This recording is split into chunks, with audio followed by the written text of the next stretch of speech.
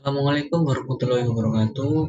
Nama saya Bisa Putra dari kelas Golkar. Di sini saya akan mempresentasikan hasil ujian praktik saya dari domain Reinforcement Learning dengan judul Stock Trading Bot Using Deep Learning, Deep Q Learning.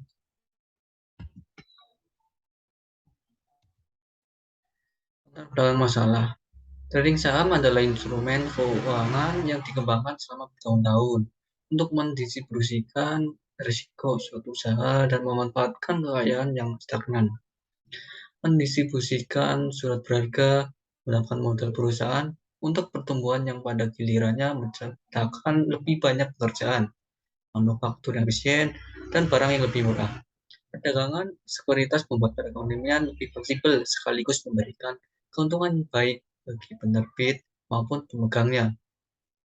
Trading saham telah mendapatkan popularitas sebagai cara investasi, tetapi lingkungan perdagangan yang rumit dan biaya dari pedagang ahli merupakan rintangan bagi masyarakat umum. Pengembangan sistem adaptif yang memanfaatkan pasar sambil mengurangi risiko dapat membawa lebih banyak kekayaan yang stagnan ke pasar.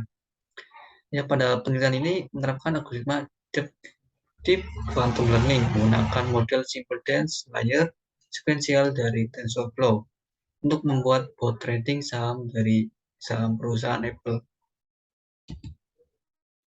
Pembukaan masalah pada penelitian ini, yang pertama, bagaimana arsitektur yang dipakai untuk membangun trading bot menggunakan algoritma Deep Learning. Yang kedua, bagaimana model yang diterapkan pada program bot trading saham ini. Tujuan penelitian ini bukan untuk membangun bot trading yang lebih baik, tetapi untuk membuktikan bahwa reinforcement learning mampu mempelajari trik-trik trading saham. Algoritma yang pakai di sini adalah deep learning. Itu sebuah neural network yang menerima state yang diberikan oleh environment sebagai input. Deep learning menggantikan Q-table biasa dengan neural network. Alih-alih memetakan pasangan state action ke nilai Q, neural network memetakan state input ke pasangan action dan nilai Q. Salah satu hal yang menarik dari deep learning adalah proses pembelajarannya menggunakan dua neural network. Jaringan ini memiliki arsitektur yang sama, tetapi bobot yang berbeda. Setiap n langkah, bobot dari jaringan utama disalin jaringan target. Menggunakan kedua jaringan ini menghasilkan lebih banyak stabilitas dalam proses pembelajarannya dan juga membantu algoritma untuk belajar lebih efektif. Modeling. Algoritma di sini didefinisikan dengan nama kelas AI Trader. Dalam trading ini memiliki 3 action, yaitu buy, sell, dan sit atau stay. Pertama, definisikan dulu kelas AI Trader. Dalamnya terdapat self, state size, action, space, banyak 3 model name yaitu AI Trader. Itu untuk mendefinisikan actionnya yaitu stay atau sit, buy, dan sell.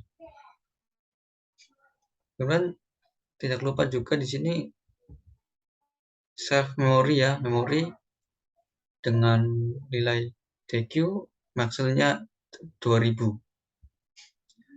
Selain itu juga didefinisikan juga hyperparameternya, ada gamma 0,95, epsilon yaitu 1, epsilon finalnya 0,01, epsilon jika-nya 0,995.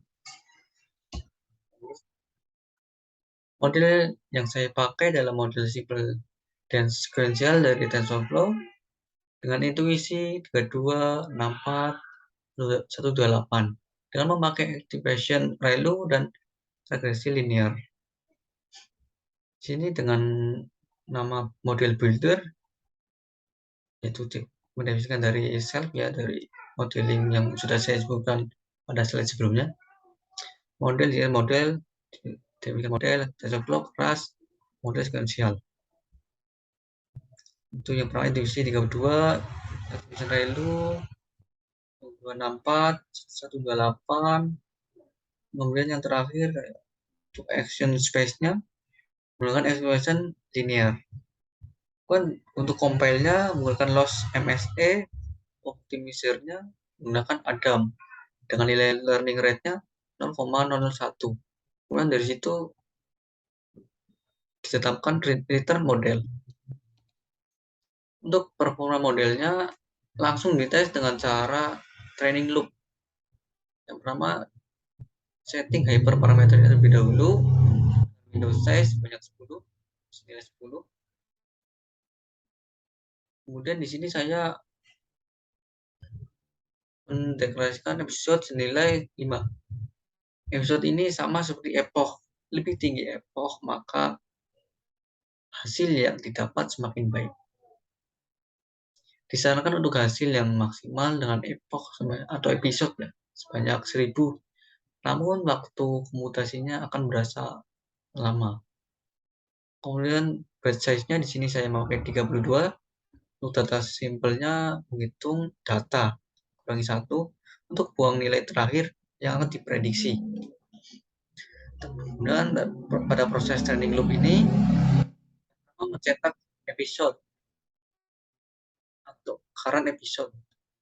Kemudian definisikan set awal dengan set kreator. Lalu mendefinisikan dua variabel sehingga dapat melacak total profit dan menetapkan inventaris ke 0 dari awal episode. Selanjutnya mendefinisikan timestamp dengan for loop yang mewakili berapa banyak sampel yang dimiliki. Untuk melakukan ini perlu mendefinisikan action, next step, dan reward. Kemudian memperbarui inventaris berdasarkan action yang diberikan. Berdasarkan action dapat menghitung reward dan memperbarui total profit. Kemudian perlu memeriksa apakah ini adalah sampel terakhir dalam kumpulan data batch. Selanjutnya perlu juga menambahkan semua data ke buffer replay pengalaman trader dengan trader.memory.event. Kemudian mengubah state ke next state sehingga dapat mengulangi seluruh episode dari episode 1 sampai episode 5. Terakhir, mencetak total profit jika berhasil, true jika benar, dan menambahkan print statement kapan kita membeli atau menjual dan berapa keuntungannya atau profitnya. Nah, performa modelnya di sini ya, sudah saya cantumkan. Ini contohnya episode 1 dari 5, ketika 0%, ya untuk membeli. Membeli yang nilai dolarnya, di sini dolar ya, $39, sekian. Ada lalu sold. Inilah cara botnya bekerja. Dan di sini juga ada contoh ketika 99% lalu 100%, sama ya. Di sini ada stabilkan juga profit dan ada rupiahnya juga, ini terkena minus. Nah, di sini juga akhir dari episodenya total profit senilai 544.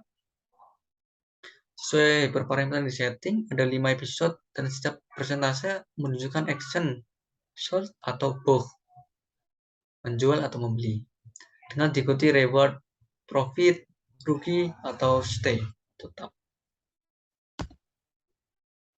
Dan yang terakhir, analisa dan kesimpulan. Dalam program ini dijelaskan membuat agen trading dengan deep learning menggunakan TensorFlow versi 2.0. Mulai dengan mendefinisikan kelas AI Trader, kemudian memuat dan memproses data dari Yahoo Finance, dan akhirnya mendefinisikan loop training untuk training agen. Meskipun ini pasti bukan agen trading AI terbaik sepanjang masa, disarankan untuk berdagang dan tentu saja tidak disarankan untuk berdagang.